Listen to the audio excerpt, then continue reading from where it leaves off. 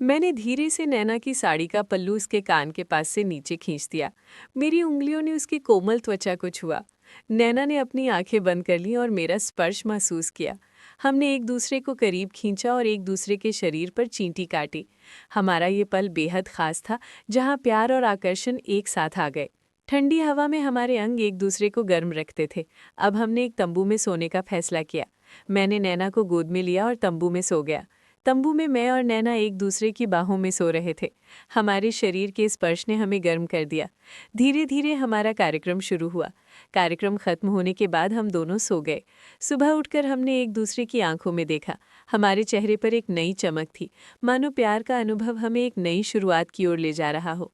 नैना ने सोचा कि कल रात क्या हुआ था, और एक पल के लिए उसे लगा कि उसने कुछ गलत किया है। नमस्कार दोस्तों। 33 साल का आदित्य फेसबुक पर कुछ ऐसे ही पोस्ट देख रहा था। तभी उसकी नज़र नैना नाम की मारवाड़ी महिला पर पड़ी। वो उम्र में उससे थोड़ी बड़ी थी, लेकिन उसका व्यक्तित्व उसे बहुत आकर्षक लगता था। नैना की प्रोफाइल में साहसी स्वभाव देखकर आदित्य उससे बात करने के लिए उत्सुक था। कुछ ही दिनों में उनकी दोस्ती बढ़ गई और फेसबुक की सीमा से बाहर निकलकर फ़ोन पर उनकी बातचीत शुरू हो गई। उनकी दोस्ती वीडियो चैट तक बढ़ गई। अपने सामाजिक और सांस्कृतिक मतभेदों के बावजूद वे एक दूसरे की कंपनी का आनंद लेने लगे।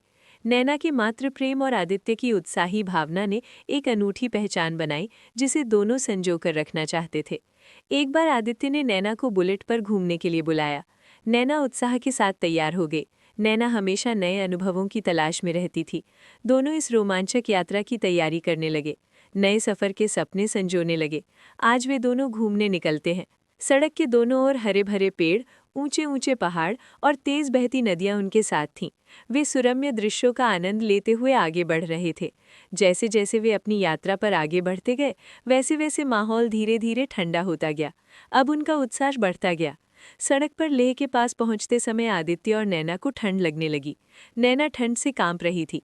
आदित्य ने मुस्कुराते हुए उसकी ओर देखा और पूछा, नैना, क्या तुम्हें ठंड लग रही है? नैना ने सिर हिलाया। तब आदित्य ने धीरे से उसे अपने पास खींच लिया और कहा, मुझे पकड़ो, तुम गर्म हो जाओगी। नैना ने बैठते हुए अपना हाथ आदित्य की जांघ पर रख दिया और उसे कसकर पकड़ लिया। नैना के शरीर का स्पर्श होते ही आदित्य को एक अलग अनुभूति हुई। नैना के नाजुक स्पर्श से उसका मन घूम गया और उसे उसकी निकटता और भी अधिक अच्छी लगने लगी। आदित्य ने सोचा कि इस पल को हमेशा के लिए संजो कर रखना चाहिए। जैसे ही वे लेह की तलहटी में पहुंचते हैं, एक सुरम्य दृश्य उनका इंतजार करता है। हिमालय पर्वतमाला नीले आकाश के साथ मिलकर एक अद्भुत दृश्य उत्पन्न करती है। सूरज पहाड़ों पर मंद किरणें फैला रहा था, मानो प्रकृति ने उन्हें कोई विशेष उपहार दिया हो। जैसे ही सूरज डूबता है, आकाश में रंगों का जादुई नृत्य शुरू हो जाता है, जिससे सृष्टि की सुंदरता का पता चलता है। उस मंत्रमुग्ध कर देने वाले क्षण में आदित्य ने अपना बैग खोला और रम की एक बोतल निकाली। नैना की ओर मुस्कुराकर देखते हुए बोला, नैना, आज हम मिलकर ये बोतल खत्म करते हैं। नैना मुस्कुराकर सहमत हो गई और दोनों उस ठंडी शाम को रम का आनंद लेने लगे। दोनों ने तंबू लगाया और अंदर घुस गए। बाहर की कड़कड़ाती ठंड के बावजूद तंबू में आरामदायक गर्माहट थी। आदित्य ने 2 ग्लास रम भरे और एक नैना को देते हुए मुस्कुराते हुए कहा, चलो आज इस खास पल का आनंद लेते हैं। उन्होंने एक दूसरे को देखा और खुश हुए। नैना के चेहरे पर इस खूबसूरत रात के लिए खुशी की लहर थी और दोनों ने ठंडे माहौल में एक दूसरे की कंपनी का भरपूर आनंद लिया। जैसे ही दोनों ने रम पी, उन्होंने अपने जीवन की कई चीज़ों के बारे में बातचीत की। नैना ने खिलौनों सहित अपने बचपन की यादें साझा की। आदित्य ने अपने भविष्य के सपनों पर चर्चा की, जिसमें रोमांच, यात्रा और नए अनुभव शामिल थे। जैसे जैसे रम का प्रभाव बढ़ता गया, आदित्य और नैना एक दूसरे के प्रति आकर्षित होते गए। आदित्य ने नैना का हाथ पकड़ा और कुछ अनिश्चितता के साथ कहा, नैना, मैं तुम्हें बहुत पसंद करता हूँ। लेकिन उसके चेहरे के भाव सब कुछ कह रहे थे, जो उसके मन में अज्ञात भावनाओं को स्पष्ट रूप से व्यक्त कर रहे थे, और दोनों के बीच दूरियां धीरे धीरे कम हो रही थी। रम के नशे में और हिमालय के शांत वातावरण में आदित्य और नैना अपनी भावनाओं की आग में जल रहे थे। नैना ने आदित्य की आंखों में देखते हुए पूछा, आदित्य, तुम मेरे बारे में क्या सोचते हो? उसके प्रश्न में एक अनोखा जादू था, जिसने आदित्य को सोचने पर मजबूर कर दिया। नैना की आंखें चांद की तरह चमक रही थीं। उसके गालों पर एक नाजुक गुलाबी रंग खिल गया। नैना ने पारंपरिक गुजराती साड़ी पहनी हुई थी, जिसका रंग गहरा लाल था और ये उसकी त्वचा के रंग पर अद्भुत लग रही थी। साड़ी के पल्लू पर गोल्डन बॉर्डर और बारीक कढ़ाई थी। उसने जो पहना था उसकी फिटिंग बहुत अच्छी थी और कंधों पर नाजुक पट्टियां थीं। उनके शरीर पर उनकी काली डोरी बेहद आकर्षक लग रही थी और पूरे लुक में एक अनोखा आकर्षण पैदा हो गया था। आदित्य ने एक पल सोचा और कहा, नैना, मैं तुमसे बहुत प्यार करता हूँ। मुझे तुम्हारे साथ बहुत अच्छा लगता है। मैं अपने जीवन में तुम्हें बहुत महत्व देता हूँ। नैना ने आदित्य का हाथ पकड़ा और भयभीत होकर पूछा, आदित्य, क्या तुम्हें इस प्यार के प्रति कोई शंका है? हाथ पकड़ लिया और कहा, तुम्हें पता है, मैं भी तुमसे प्यार करती हूँ। उनकी आंखें मिली और उनके दिल एक साथ धड़कने लगे। आदित्य ने धीरे से नैना की साड़ी का पल्लू नीचे खींच लिया और आदित्य की उंगलियां उसकी कोमल त्वचा को छू गई। नैना ने अपनी आंखें बंद कर ली और आदित्य का स्पर्श महसूस करने लगी।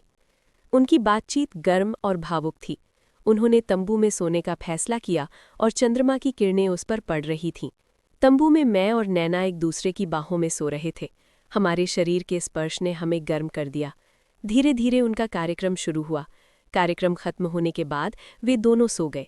सुबह उठकर उन्होंने एक दूसरे की आंखों में देखा। उनके चेहरे पर एक नई चमक थी, मानो प्यार का अनुभव उन्हें एक नई शुरुआत की ओर ले जा रहा हो। नैना ने सोचा कि कल रात क्या हुआ था और एक पल के लिए उसे लगा कि उसने कुछ गलत किया है। नैना कहती है, आदित्य, हमने कल रात जो किया वो गलत था। नैना ने अपने चेहरे के बाल साफ करते हुए कहा, मुझे भी ऐसा ही लगता है, लेकिन मैं तुम्हें बहुत पसंद करता हूँ। नैना ने आदित्य का हाथ पकड़ते हुए जवाब दिया, मैं तुम्हें बहुत पसंद करती हूँ, लेकिन मुझे नहीं पता कि हम इस रिश्ते को कैसे आगे बढ़ा सकते हैं। उसकी आवाज़ में एक विचारशीलता थी जो उनकी भावनाओं की जटिलता को दर्शाती थी। कुछ देर तक दोनों चुप रहे। आदित्य ने फिर कहा, चलो इसके बारे में आगे सोचते हैं, हम बस इस पल को जीते हैं। नैना ने सहमति व्यक्त की। उन्होंने एक दूसरे को पास खींच लिया और उगते सूरज की ओर देखा और उन्हें लगा कि सूर्योदय की सुनहरी किरणें चमक रही हैं। इस विशेष क्षण का आनंद लेते हुए एक साथ होने का एहसास हुआ। आदित्य और नैना लेह के बाजार में घूम रहे थे। तब नैना ने हिमालय की चोटियों की ओर देखा और कहा, आदित्य, ये नज़ारा कितना सुंदर है। तब आदित्य ने मुस्कुराते हुए कहा, उससे भी ज्यादा मुझे कोई और लगता है। नैना ने उत्सुकता से पूछा, क्या? आदित्य ने उसकी आंखों में देखा और कहा, तुम्हारा चेहरा, तुम्हारी सुंदरता इन पहाड़ों की चोटियों से भी अधिक आकर्षक है। नैना ने शर्माकर नजरें झुका लीं। आदित्य ने उसका हाथ पकड़कर कहा, नैना, मुझे तुमसे प्यार हो गया है, तुम्हें मेरी जिंदगी में आना होगा।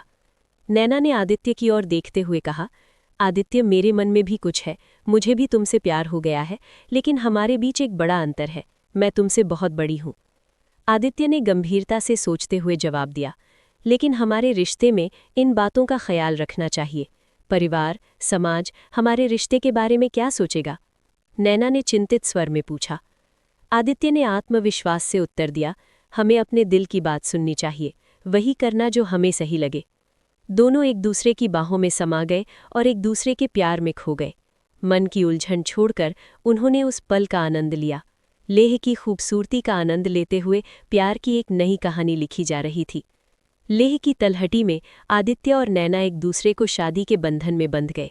शादी के बाद दोनों ने मुंबई जाने का फैसला किया, जो उनके दिमाग में एक साहसिक यात्रा थी, और अब वे हमेशा खुशी से रह रहे हैं।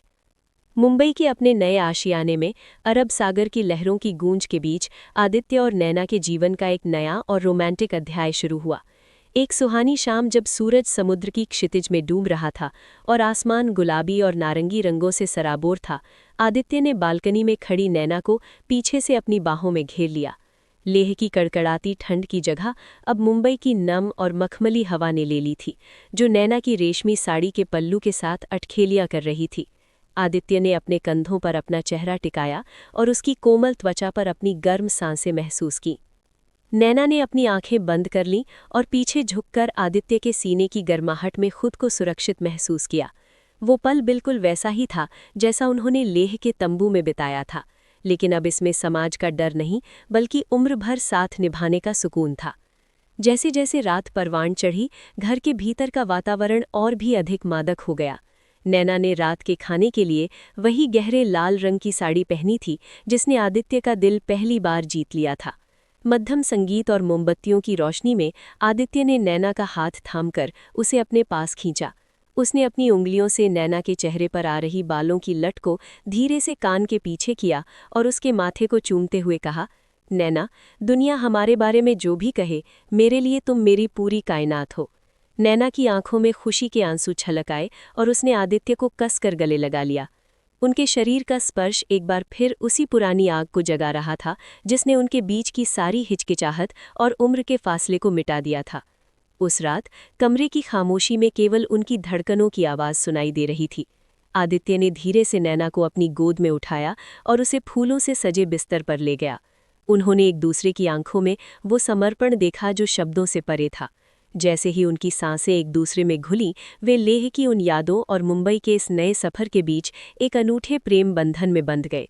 अगली सुबह जब सूरज की सुनहरी किरणें उनके कमरे में दाखिल हुईं, तो नैना ने आदित्य की बाहों में जागते हुए महसूस किया कि ये प्यार का अनुभव वाकई एक नई और खूबसूरत शुरुआत है। उनके चेहरे पर वही चमक थी जो ये गवाही दे रही थी कि उन्होंने समाज की बेड़ियों को तोड़कर अपने लिए एक स्वर्ग चुन लिया है।